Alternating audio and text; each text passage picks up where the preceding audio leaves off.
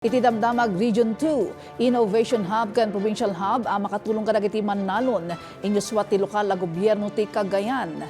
Ken 20 billion pesos na ipaay iti Tugigaraw LGU para iti emergency response. Dagitaken da dumapay at damag iti Cagayan Valley. Iti report ni Dayan Monica Tukay.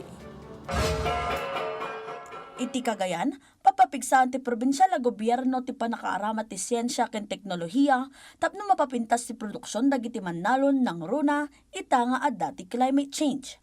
Nayusuwat ti Cagayan Innovation Hub ken Provincial Hub a proyekto ti smarter approaches to reinvigorate agriculture as an industry in the Philippines iti tulong ti Department of Science and Technology.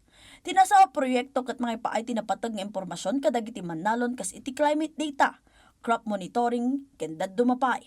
Kabayatan ti panagpinirma iti katulagan na ipaimapay ti automated weather station iti lokal a gobyerno ti Tugigaraw.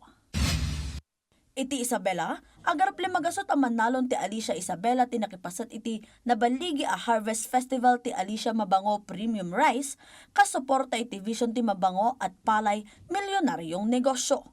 Dagiti nakipasat ket na ipayanpay ti compost fungus activator may sa proseso amang papartak iti decomposition ti garami nga epektibo ang maaramid kas organic fertilizer iti pagmulaan. Panggap ti nasa o programa may pakaamo ken may talo ti Mabango Premium Rice nga ti uneg ti 5 tawonen nga imulmula dagiti Manalon iti nasa nga ili. Nakagunod bay ti pamadayaw a silver medal iti 2025 World's Best Rice Awards makagapo iti naidumduma a kalidad ken aroma na iti daytoy. Iti Quirino, narugyanan ti panakaipasdak ti nagtipunan arena iti municipal grounds iti barangay Punggo. Manamnama at ipasdak kat agbalin na kang runaan a sentro dagiti programa a may patumpal ang mga sigurado ti kinatalgad iti amin ken pakaisayangkatan ti dadakkel a pag-uurnungan dagiti umili.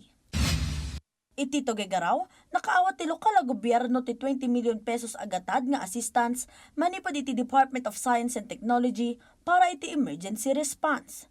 Tinasawa pondo kat maaramat para iti panakagatang ti Mobile Command and Control Vehicle.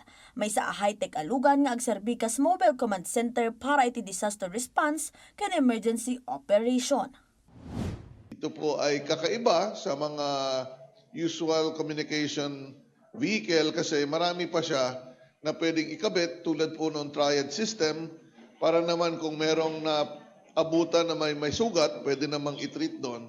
Meron din siyang sarili pang bangka, meron pong sariling satellite phone, meron pong mga weather monitoring. Dayan Monica Tukay para iti Pambansang TV, iti Baro a Pilipinas.